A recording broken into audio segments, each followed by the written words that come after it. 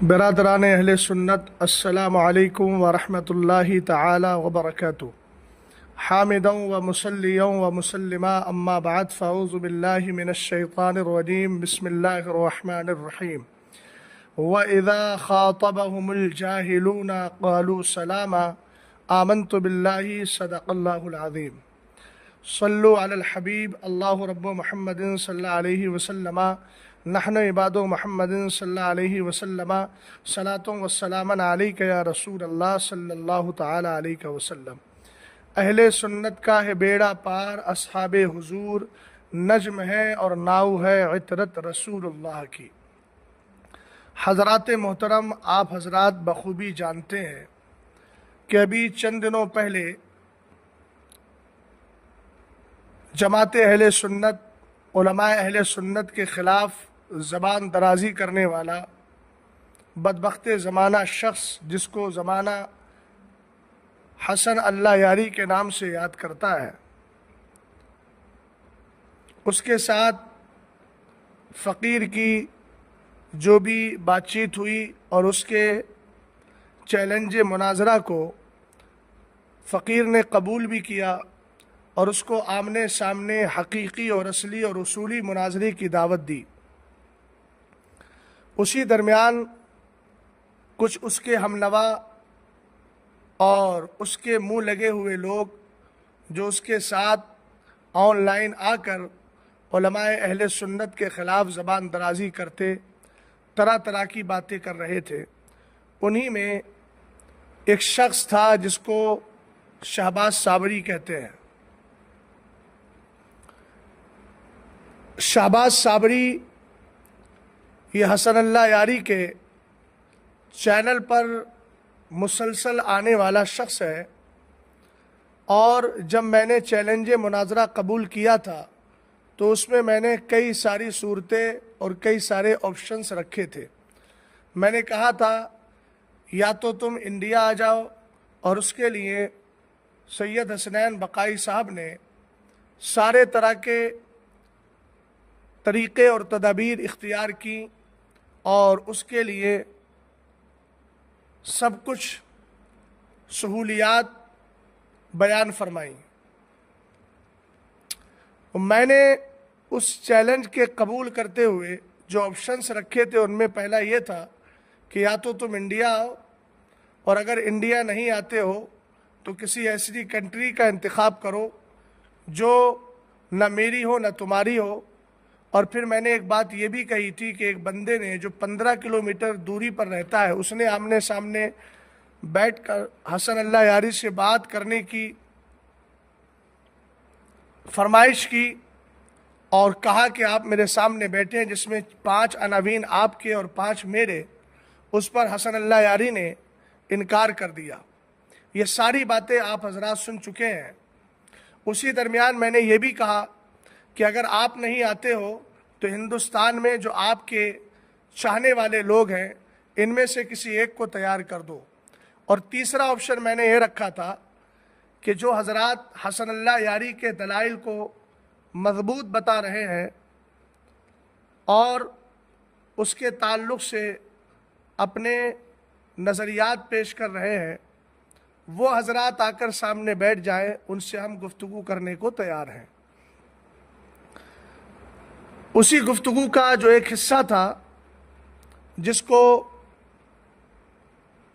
شہباز صابری نے ابھی چند دن پہلے اپنے یوٹیوب چینل پر ڈال کر اور مجھ سے آمنے سامنے بیٹھنے کی بات کو قبول کیا، اور در حقیقت یہ ایک مغالطہ ہے، یہ ایک دھوکہ ہے، اور یہ ان کی لا علمی اور نادانی کی سب سے بڑی دلیل ہے۔ لا علمی اور نادانی کی سب سے بڑی دلیل کیا ہے وہ میں بعد میں واضح کرتا ہوں، پہلے آپ میرے منوان الفاظ سن لیجئے۔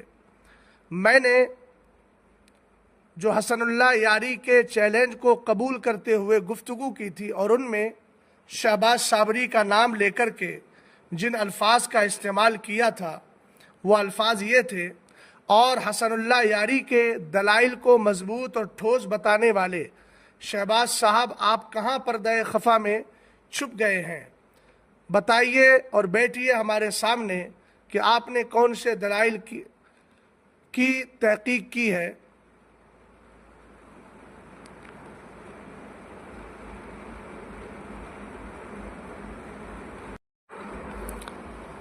اور کن دلائل کو آپ نے مضبوط پایا ہے۔ اور اگر آپ یہ نظریہ اور اعتقاد رکھتے ہیں تو آپ بھی حسن اللہ یاری کی طرح ہی مردود زمانہ کافر و مرتد ہیں، چونکہ آپ اس کے دلائل کو مضبوط مان رہے ہیں اور آپ نے کہا کہ میں اس کے دلائل کی تحقیق کر چکا ہوں۔ اس کا مطلب یہ ہے کہ جماعت اہل سنت کے دلائل آپ کے نزدیک کوئی حیثیت نہیں رکھتے، اور اگر یہ نظریہ نہیں ہے تو پھر آ کر وضاحت دیجئے، اور اگر نظریہ ہے تو بتائیے کب آپ سے بات چیت کی جائے۔ سب سے پہلی بات تو میں آپ کو یہ بتا دوں کہ میری اس گفتگو کو سمجھنے کے لیے عقل چاہیے، اور یہ ساری باتیں وہی سمجھ سکتا ہے جس نے منطق میں قیاس استثنائی کی دونوں قسمیں، اتصالی انفصالی، پھر انفصالی کی جو چند قسمیں بیان کی گئیں، حقیقیہ، مانعۃ الجم، مانعۃ الخلو، ان کا جو علم رکھتا ہوگا، یا پھر جس کو اصول فقہ کی یہ اصطلاح معلوم ہوگی کہ ایک حکم معلق بالشرط ہوتا ہے۔ اب یہ جناب مغالطہ کہاں دے رہے ہیں؟ یہ کہہ رہے ہیں کہ میں ان کے چیلنج کو قبول کرتا ہوں، وہ آئیں اور آ کر کے سامنے بیٹھیں اور مجھے بنگلور بلانے کی بات کر رہے ہیں، اور اپنے افراد کو یہ بتانا چاہتے ہیں کہ دیکھیے میں نے چیلنج قبول کر لیا، لیکن جناب آنے کو تیار نہیں، اور جماعت اہل سنت کی عوام کو بھی مغالطہ دینے کی کوشش کر رہے ہیں، ٹھیک اپنے دوست حسن اللہ یاری کی طرح۔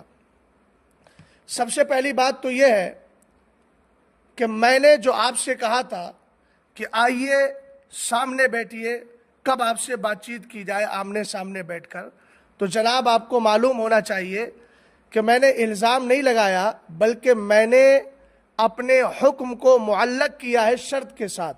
قرآن کہتا ہے لو کان فیہما آلہۃ الا اللہ لفسدتا، قرآن کہتا ہے لو انزلنا ھذا القرآن علی جبل لرأیتہ خاشعا متصدعا من خشیۃ اللہ، قرآن کہتا ہے وَلَوْ شَاءَ اللَّهُ لَهَدَاكُمْ أَجْمَعِينَ، قرآن کہتا ہے وَإِنْ أَحَدٌ مِّنَ الْمُشْرِكِينَ اسْتَجَارَكَ فَأَجِرْهُ۔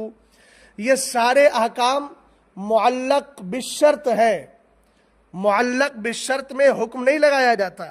آپ جو قوم سے کہہ رہے ہیں کہ مجھ پر جو ہے حکم لگا دیا اور مجھ پر الزامات لگائے ہیں، میں نے الزامات نہیں لگائے، میں نے حکم کو معلق کیا ہے کہ اگر آپ کا یہ نظریہ اور اعتقاد ہے، آپ میری کلپ کو دوبارہ سن لیں، اگر یہ نظریہ اور اعتقاد آپ رکھتے ہیں تو آپ کو میں نے بیٹھنے کی دعوت دی، اور یہ دعوت میں نے نظریہ اور اعتقاد رکھنے کی صورت میں دی ہے، اور اس کی وجہ یہ ہے کہ مناظرہ، مباحثہ، مکالمہ ہمیشہ جماعتی مسئلے پر ہوتا ہے، انفرادی مسئلے پر نہیں ہوتا۔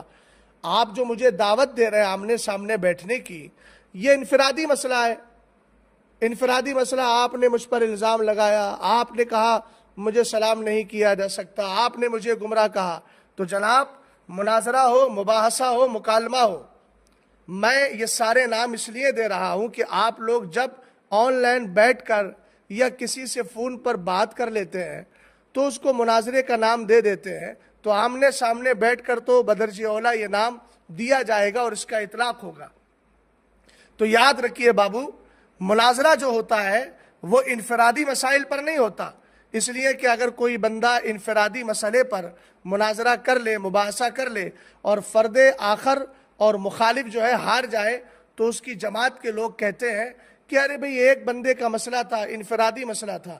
مناظرہ ہمیشہ جماعتی مسئلے پر ہوتا ہے، اور یہ شرط میں نے اسی لیے لگائی تھی کہ اگر تمہارا نظریہ اور اعتقاد حسن اللہ یاری والا ہے، جو یہ کہتا ہے کہ میں معاذ اللہ رب العالمین ابو بکر و عمر کو کافر مانتا ہوں، تو اگر یہ نظریہ تمہارا ہے تو پھر تم سامنے بیٹھو۔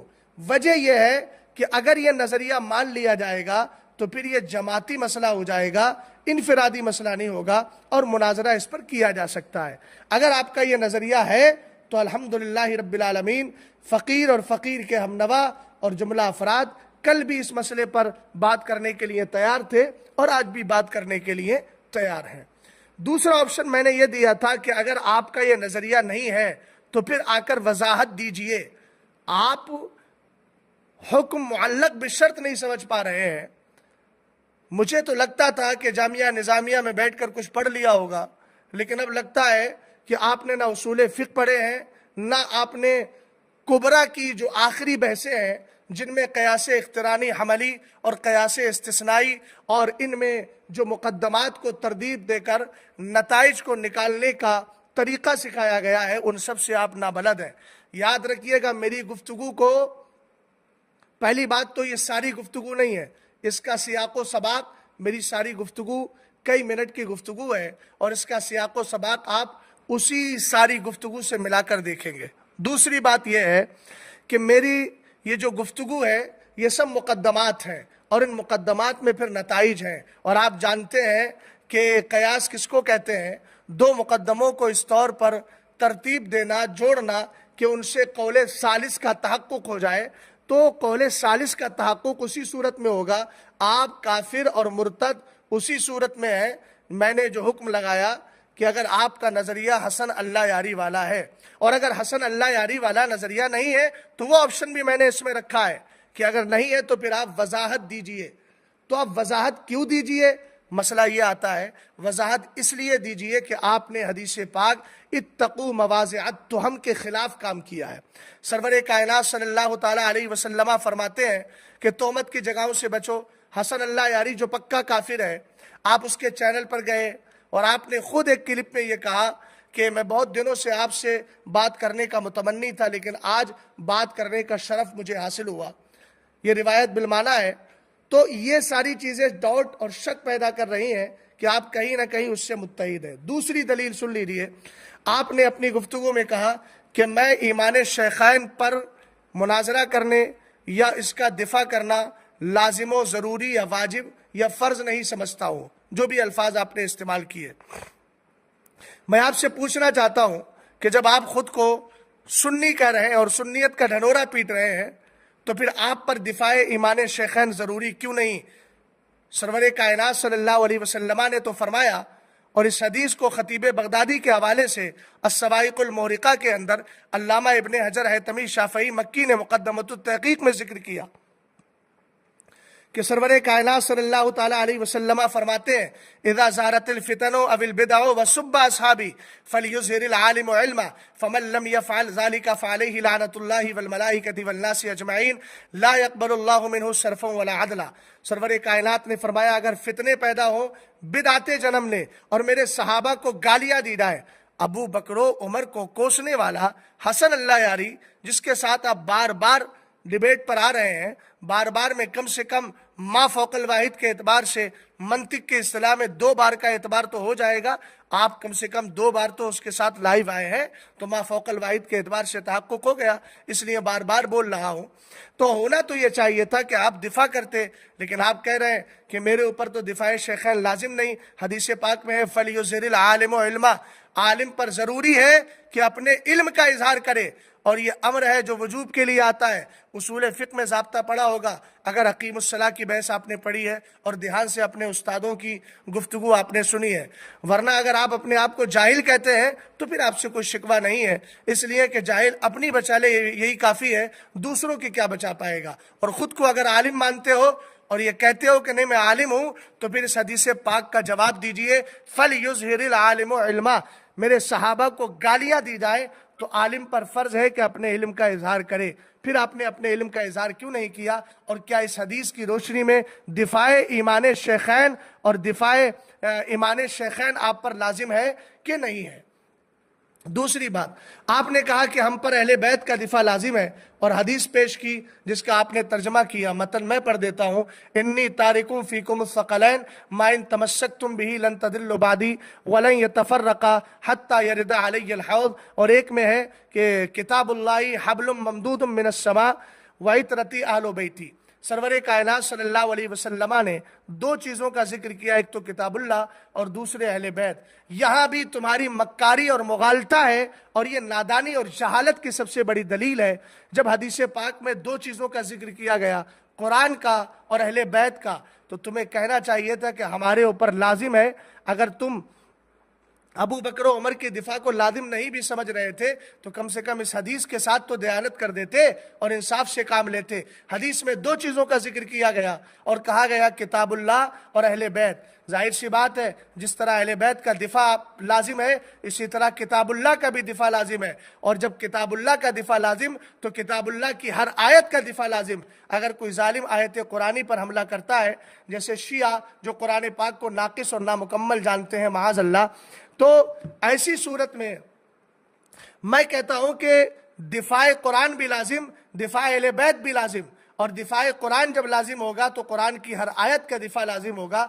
और जब हर आयत का दिफा करोगे तो फिर इस आयत का भी दिफा करना पड़ेगा।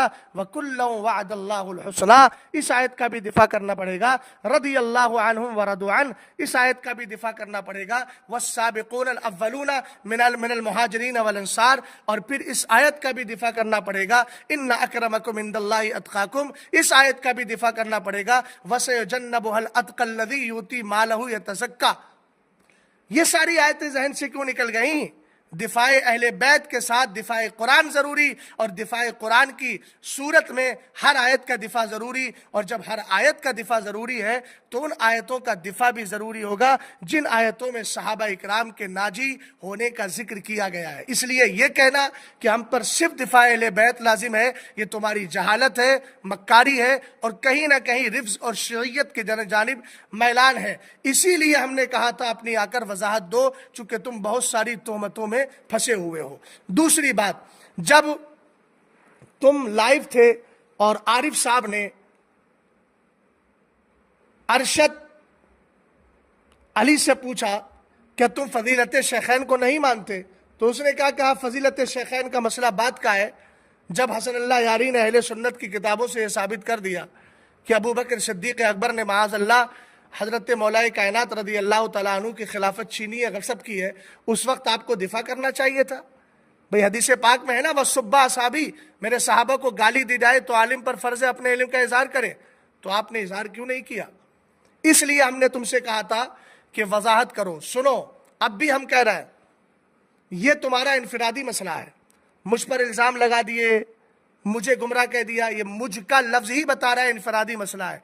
हमने यहाँ तालीक जो हुक्म को मुअल्लक बिशर्त बनाया था, इसकी हिकमत ही यही थी कि तुम अगर इस बात को मान लो कि जो नज़रिया हसन अल्लाह यारी का है वही नज़रिया तुम्हारा है, तो फिर ऐसी सूरत में अल्हम्दुलिल्लाह हम मुनाजरे के लिए तैयार हैं और हम इस दावे को साबित करने के लिए तैयार हैं। मगर इनफिरादी मसले पर बेंगलोर चले आइए, मेरे सामने बैठिए, मुझे बुलाइए, कम से कम उसूल तो पढ़ लो।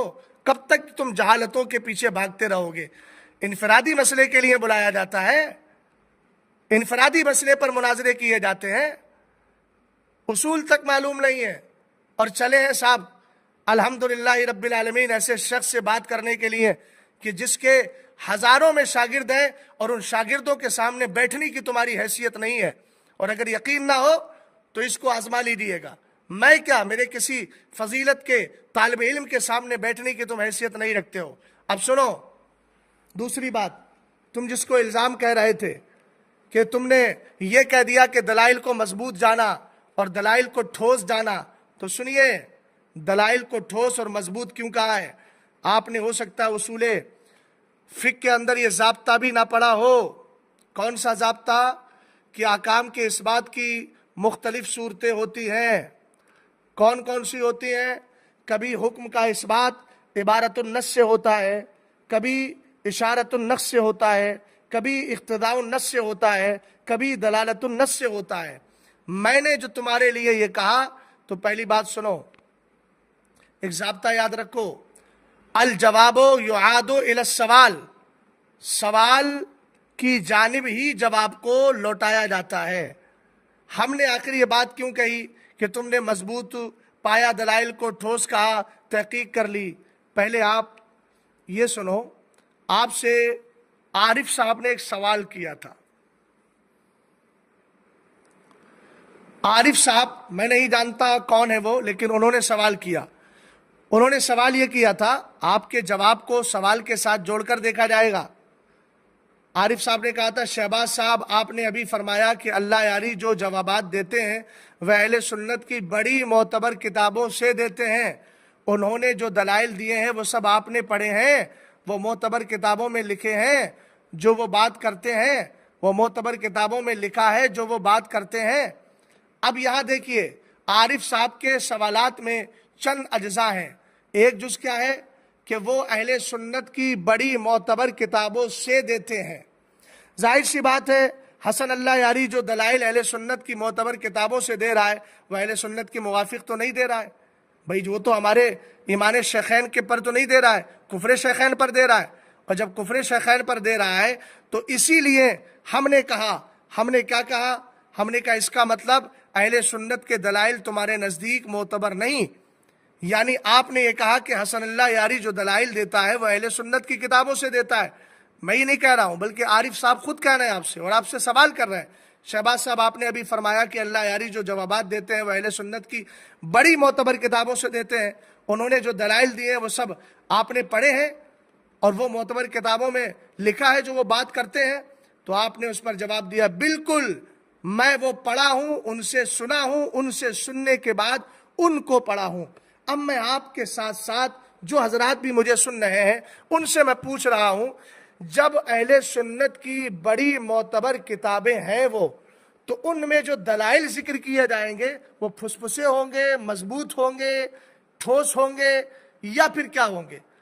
میں نے جو تم پر حکم لگایا، حکم کا مطلب معلق بالشرط، اور پھر میں نے یہ جو کہا کہ تم نے ان کے دلائل کو مضبوط پایا ہے، وہ اسی اعتبار سے کہا ہے کہ چونکہ سائل یہ سوال کر رہا ہے کہ وہ معتبر بڑی معتبر کتابوں سے دیتے ہیں دلائل حسن اللہ یاری، تو آپ کہہ رہے ہیں بالکل۔ تو بالکل کیا مطلب ہوا؟ بالکل کا مطلب یہ ہوا کہ وہ دلائل آپ نے پڑھے بھی ہیں اور جن کتابوں سے وہ دلائل دیتے ہیں وہ معتبر کتابیں ہیں، اور جب وہ معتبر کتابیں ہیں تو ان میں دلائل بھی کیا ہوں گے؟ معتبر ہوں گے، مضبوط ہوں گے، ٹھوس ہوں گے، ہے نا؟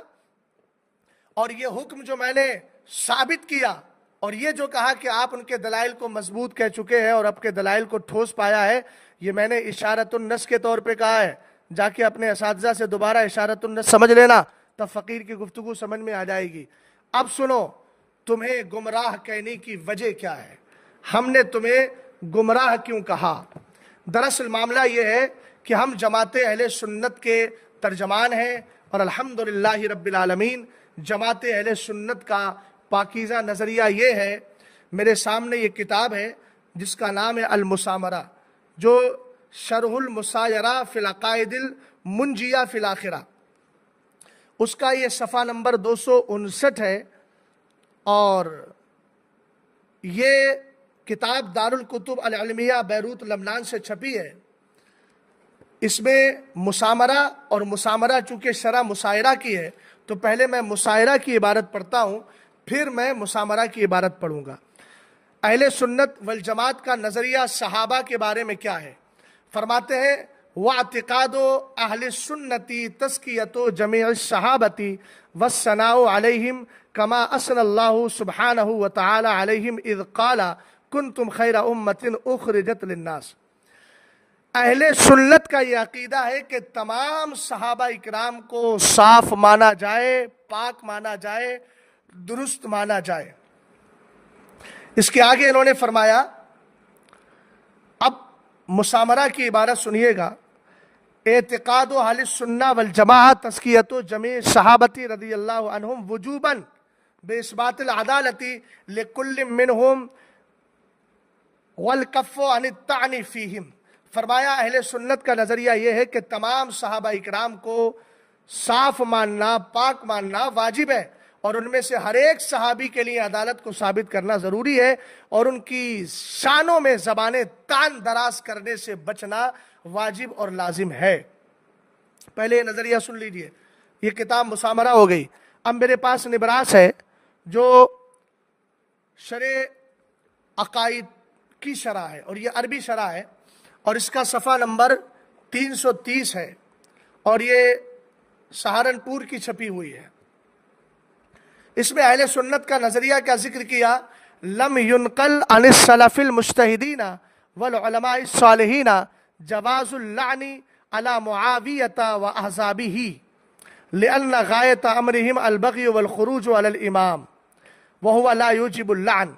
फरमाते हैं कि असलाफ़े मुज्तहिदीन, हमारे जो बुजुर्गान दीन, उलमाए सालिहीन, मुज्तहिदीन गुजरे हैं, उनमें से किसी से भी हज़रत अमीर मुआविया रज़ी अल्लाह ताला अन्हु के ख़िलाफ़ लान तान करने का जवाज़ साबित नहीं है। और ये शरअ अक़ाइद की शरह है। शरअ अक़ाइद हो सकता है आपने पढ़ ली हो। दूसरी किताब, बल्कि तीसरी किताब मेरे सामने है नसीमुर रियाज, जो शिफा शरीफ की शरह है, शिफा काजी अयाज की पाकीज़ा शरह है, और ये जिल्द राबे है। ये दारुल कुतुब अल इल्मिया बैरूत लबनान की छपी है, और इसका सफ़ा नंबर मेरे सामने है 525। हमने गुमराह क्यों कहा है, उसी के दलाइल हम आपको दे रहे हैं। इसमें फरमाया हज़रत अमीर मुआविया रज़ी अल्लाह ताला अन्हु के ताल्लुक़ से, उन्होंने फरमाया मुआवियतो साहिबहु सल्लल्लाहु अलैहि वसल्लम व सहरुहु। हज़रत अमीर मुआविया रज़ी अल्लाह ताला अन्हु सरकार अलैहिस्सलाम के सहाबी हैं और आपके रिश्तेदार हैं। और आगे फरमाया वमन यकुन यतअनु फी मुआवियता फज़ाका कल्बुम मिन किलाबिल हाविया। जो अमीर मुआविया रज़ी अल्लाह ताला अन्हु के खिलाफ ज़बाने तान दराज करे, वो शख्स क्या है, जहन्नमी कुत्ता है। एक चीज। दूसरी चीज और सुन लीजिए, आखिर इन पर ज़बाने तान दराज ना करने की वजह क्या है कि ज़बाने तान दराज क्यों ना की जाए। इहया उलूमुद्दीन इमाम गज़ाली रज़ी अल्लाह ताला अन्हु की, जिसमें अर्रुक्नुर राबे फ़ी सबात व तस्दीक़ी अल असलुस साबे, और ये दारो इहयाई तुरासिल अरबी बैरूत की छपी हुई है। इसमें इबारत है वमा जरा बैना मुआवियता व अली रज़ी अल्लाह ताला अन्हुमा काना मबनियन अलल इज्तिहाद, कि अमीर मुआविया रज़ी अल्लाह ताला अन्हु और मौला कायनात रज़ी अल्लाह ताला अन्हुमा के दरमियान जो कुछ हुआ है वो इज्तिहाद पर मबनी है, और इज्तिहाद की बुनियाद पर किसी को तान करने की इजाज़त नहीं। इमाम शाफ़ई पर हम तान नहीं कर सकते, अगरचे उनका इख्तलाफ इमाम आदम से है। इमाम अहमद इब्न हम्बल पर तान नहीं करेंगे, अगरचे उनका इख्तलाफ इमाम मालिक रज़ी अल्लाह ताला अन्हु पर है से है। दूसरी बात सुन लीजिए, ज़ाब्ता ये मेरे सामने है रद्दुल मुहतार, किताबुल जिहाद, बाबुल मुर्तद, मतलबुल मुहिम्मुन फी हुक्म सब्बि शैखैन, और सफ़ा नंबर 377। और ये किताब भी ज़करिया बुक डिपो से छपी हुई है। जिल्द नंबर इसकी 6 है। इसमें ज़ाब्ता है वसब्बु अहदिम मिन सहाबती व बुग़्ज़ुहु ला यकूनु कुफ़रन लाकिन युदल्लल। फरमाया कि सहाबा इकराम में से किसी को भी गाली देना और उनसे बुग़्ज़ रखना ये गुमराह होने की दलील है, यानी उसको गुमराह कहा जाएगा। हमने इसलिए तुमको गुमराह कहा कि तुम सहाबी रसूल हज़रत अमीर मुआविया रज़ी अल्लाह ताला अन्हु के खिलाफ ज़बाने तान दराज करते हो। और सुनो, जो सहाबी के खिलाफ ज़बाने तान दराज करे उसके लिए एक नहूसत और है। कुरान फरमाता है लियगीज़ बिहिमुल कुफ़्फ़ार, यानी अल्लाह ताला हुजूर अलैहिस्सलाम के सहाबा से काफिरों को जलाता है, और वाकई सहाबा से जलते हैं तो महज सहाबा से जलन ही उनके काफिर होने के लिए काफ़ी है। उन पर तबर्रा मजीद दीनो इस्लाम से उनके तबर्रा और बेरारवी की दलील है। अब चूंकि हमारे नज़दीक तुम गुमराह हो और तुम्हारी क्लिप हमारे पास मौजूद है, तुमने हज़रत अमीर मुआविया रज़ी अल्लाह ताला अन्हु के ताल्लुक़ से ये कहा, क्या कहा कि मैं उनको कुल्ली तौर पर मुनाफिक मानता हूँ, माअज़ल्लाहि रब्बिल आलमीन। इसलिए तुम गुमराह, बद्दीन और बदमज़हब साबित हुए। और याद रखो, गुमराह बदमज़हब को सलाम करने की कतअन इजाज़त नहीं है। ये मेरे सामने मिशकात शरीफ है और बाबुल ईमान बिल क़द्र सफ़ा नंबर 23 है, और ये किताब मजलिस बरकात अलजामिअतुल अशरफिया मुबारकपुर आज़मगढ़ से छपी हुई है। इसमें एक हदीस पाक है जिसको हज़रत नाफे ने रिवायत किया है कि अन नाफ़िअन अन्ना रजुलन अता इब्न उमर फ़क़ाल इन्ना फ़ुलानन युक़रिउ अलैका सलामा। अब इसमें दोनों का जवाब मिल जाएगा। हज़रत इमाम नाफ़े فرماتے ہیں کہ ایک شخص حضرت عبداللہ ابن عمر کی بارگاہ میں آیا، اور یہ ان کے غلام ہیں حضرت عبداللہ ابن عمر کے. کہتے ہیں اس نے آ کر کہا انا فلانا یقرئ علیک السلام، حضور فلاں فلاں شخص آپ کو سلام کہتا ہے. حضرت عبداللہ ابن عمر رضی اللہ تعالی عنہ نے اس کے بارے میں پہلے ہی سن رکھا تھا، آپ نے اس کے سلام کا جواب نہیں دیا. فقال، اور آپ نے فرمایا انہ بلغنی انہ قد احدث، مجھے یہ خبر ملی ہے کہ وہ شخص بدعتی ہو گیا ہے، گمراہ ہو گیا ہے.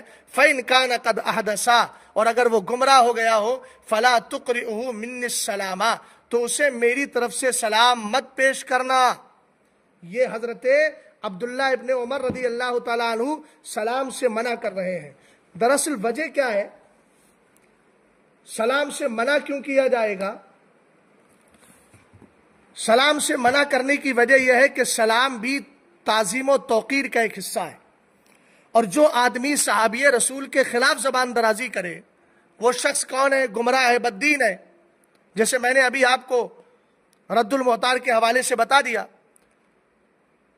اور حدیث پاک میں آتا ہے من وقر صاحب بدعت فقد اعان علی ہدم الاسلام، فرمایا جو کسی بدعتی کی تعظیم کرے، اور سلام تعظیم کا ایک حصہ، سلام کرنا تعظیم کا ایک حصہ، تو فرمایا کہ جو کسی بدعتی کی تعظیم کرے تو یاد رکھو اس نے اسلام کو ڈھانے پر مدد کی.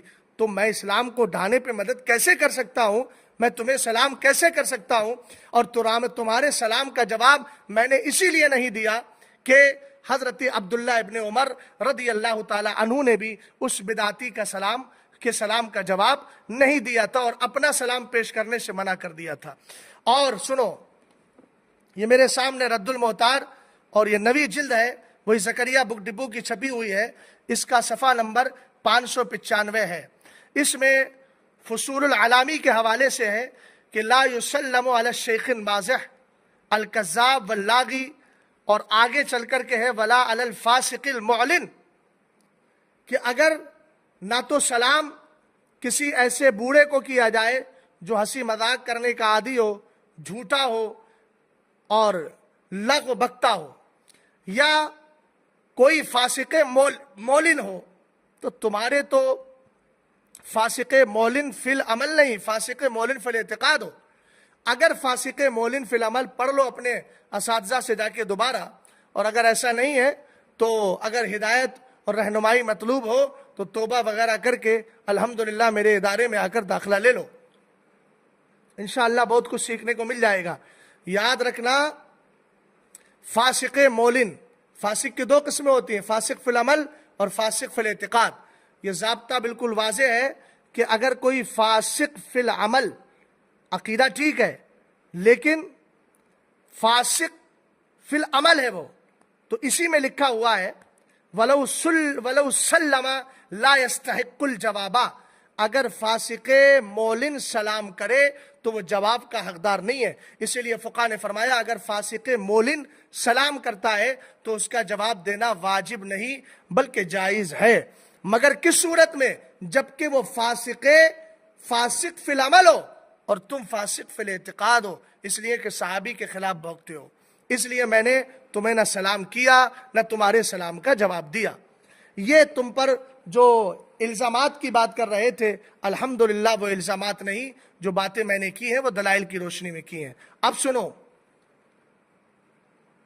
تم نے جو یہ کہا کہ وہ میرا موبائل بند کر لیا، مجھے بلاک کر دیا ہے، اس کی وجہ یہ ہے کہ الحمدللہ میں تمہاری طرح خالی اور فضول وقت رکھنے والا شخص نہیں ہوں. بفضل ہی تعالی میری زندگی مصروف ہے. میں جہاں درس و تدریس کرتا ہوں اور جہاں میری نگارشات، میری تحریریں ہیں، وہیں الحمدللہ رب العالمین میں ایک مبلغ بھی ہوں. دعوت و تبلیغ کے لیے مسلسل میرا سفر رہتا ہے. اتنا میرے پاس وقت نہیں ہے کہ میں فالتو لوگوں کے پاس اپنا وقت ضائع کروں.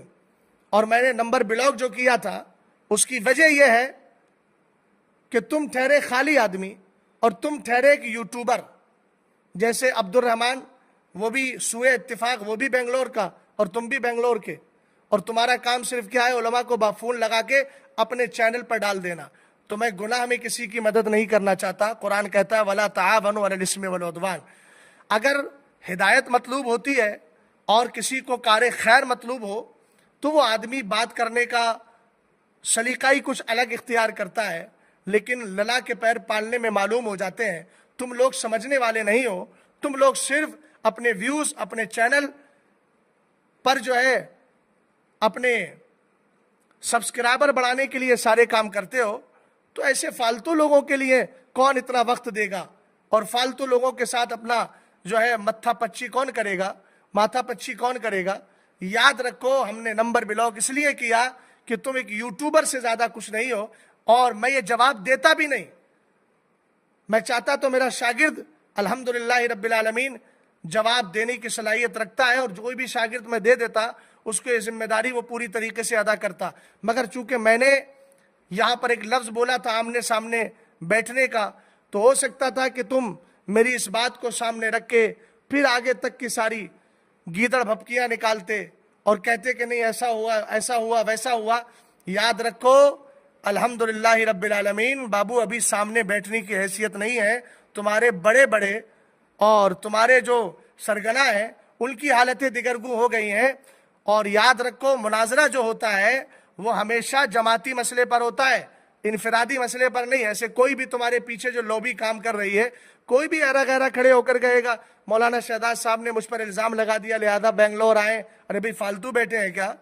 پیسہ لگا کے وقت لگا کے بنگلور آئے. کون ہے؟ کیا تمہارے محتاج ہے؟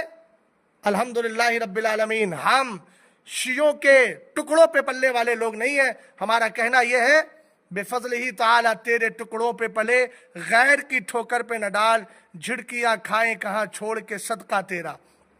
تیرے قدموں میں جو ہے غیر کا منہ کیا دیکھیں، کون نظروں پہ چڑھے چھوڑ دیکھ کے تلوا تیرا. رسول کریم صلی اللہ علیہ وسلم کی بارگاہ کے ہم غلام ہیں، اہل بیت اور صحابہ کے دفاع میں اپنی زندگی کاٹتے ہیں. اور یہ چیز تو انشاءاللہ اس وقت سامنے آئے گی جب تم کسی جماعتی مسئلے پر ہم سے بات کرنے کے لیے تیار ہوگے. اگر تم ایمان شیخین کا انکار کرتے ہو تو پھر آؤ بات کرو. اگر تم سیدنا امیر معاویہ رضی اللہ تعالیٰ عنہ والے مسئلے پر اگر بات چیت کرنے کے متمنی ہو تو پھر پوری طریقے سے ہم دوبارہ بنگلور کی تاریخ دہرانے کے لیے بے فضل ہی تعالیٰ تیار ہیں.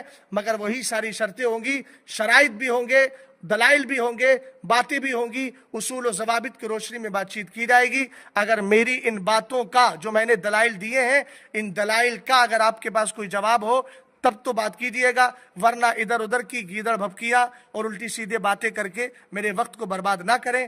اللہ تعالیٰ تمہیں ہدایت کی توفیق عطا فرمائے.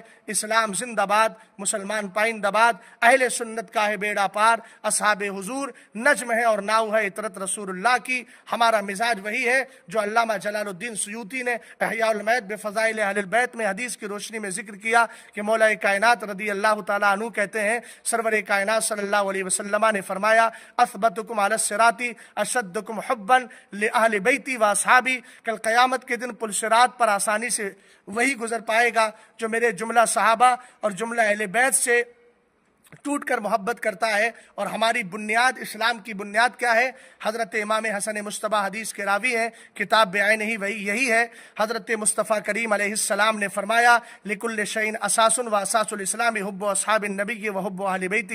ہر چیز کی بنیاد ہے، اسلام کی بنیاد مصطفیٰ کریم کے سارے صحابہ سے پیار کرنا اور حضور علیہ السلام کے جملہ اہل بیت سے پیار کرنا. اللہ تعالی ہم سب کو اہل سنت والجماعت کے پاکیزہ مذہب پر زندہ رکھے. ایک ہاتھ میں دامن صحابہ رہے اور ایک ہاتھ میں دامن اہل بیت رہے، اور پھر یہی کہتے ہوئے دنیا سے جائیں اہل سنت کا ہے بیڑا پار، اصحاب حضور نجم ہے اور ناؤ ہے اطرت رسول اللہ کی. السلام علیکم ورحمۃ اللہ تعالی وبرکاتہ. وما علینا الا البلاغ.